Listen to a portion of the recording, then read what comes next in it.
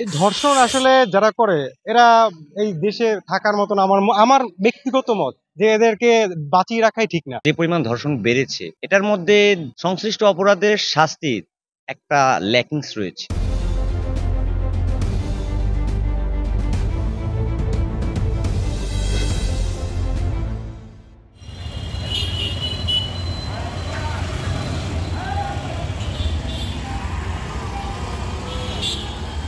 আমার মতে বাংলাদেশে যেহেতু এখন কোনো রাজনৈতিক দল ক্ষমতায় নেই, একটা রাজনৈতিক দল যদি ক্ষমতায় থাকে তাহলে ধর্ষণ এতটা বাড়বে বলে আমার মনে হয় না।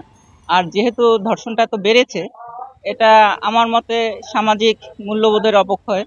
এবং এতে দেখা যায় যে অপরাধীরা নানাভাবে অপরাধ করে যাচ্ছে এবং এড়িয়ে যাচ্ছে নানা রকম অপরাধ থেকে। এবং ভুক্তভোগীরা একটা লাঞ্ছনার শিকার হচ্ছে, ভুক্তভোগীরা নানা রকম লাঞ্ছনার শিকার হচ্ছে। নারী পুরুষের একটা সমতা যদি থাকে শিক্ষার ক্ষেত্রে, তাহলে আমার মনে হয় এতটা আহ, ধর্ষণের বৃদ্ধি পাবে না। যে পরিমাণ ধর্ষণ বেড়েছে এটার মধ্যে অপরাধের সংশ্লিষ্ট অপরাধের শাস্তির একটা ল্যাকিংস রয়েছে। এবং পাশাপাশি যে ভুক্তভোগী যারা আছে, আমরা স্বাভাবিকভাবেই এই ভুক্তভোগীদের মর্যাদা কিন্তু আমরা রোধ করতে পারি না। এই মর্যাদা কিন্তু আমাদের ক্ষুণ্ণ রাখতে হবে। এবং পাশাপাশি সামাজিক অবক্ষয়, নৈতিকতার যে অবক্ষয়টা হয়েছে সেটাকে কিন্তু পাশাপাশি আমাদের আসলেই রেকটিফিকেশন করতে হবে। আদারওয়াইজ কিন্তু এই সমস্যা আসলে সমাধান সম্ভব না।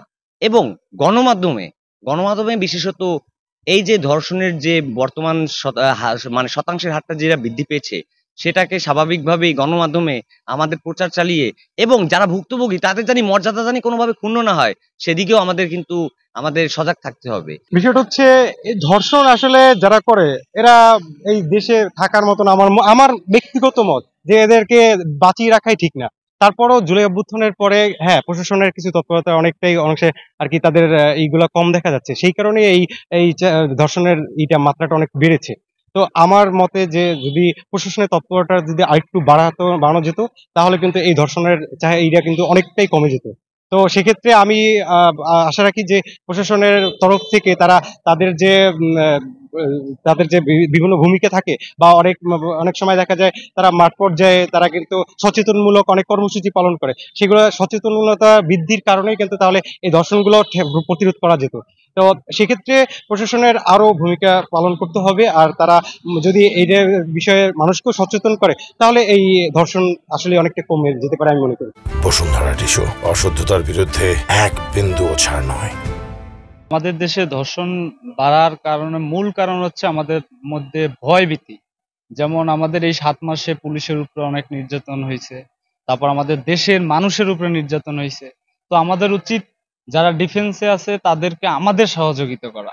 আমরা যদি তাদেরকে সহযোগিতা করি, আমরা যদি তাদেরকে হেল্প করি, তাহলে দেখা যাবে যে আমাদের ধর্ষণটা কম হবে।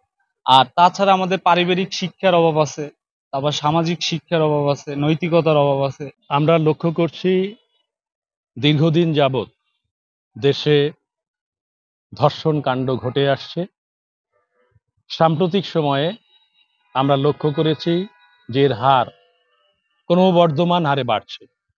এর কারণে জনজীবনে একটি ভয়ের সংস্কৃতি তৈরি হয়েছে। এ থেকে উত্তরণের জন্য প্রশাসনিক যে উদ্যোগ প্রয়োজন, সামাজিকভাবে প্রতিরোধের জন্য যে উদ্যোগ প্রয়োজন, সেখানেও ভাটা পড়েছে। আমরা লক্ষ্য করেছি যে এই ক্ষেত্রে যারা ধর্ষক তাদের যথাযথভাবে বিচারের কাঠগড়ায় দাঁড় করানো হয় না, বিচার হলেও শাস্তি যথাযথভাবে হয় না। এর কারণে ধর্ষকরা যেমনি করে উৎসাহিত হচ্ছে এবং সাম্প্রতিক সময়ে প্রশাসনের নিষ্ক্রিয়তার কারণেও অনেক দুর্বৃত্ত এই ধরনের কাণ্ড ঘটিয়ে চলেছে এবং সুযোগ গ্রহণ করছে।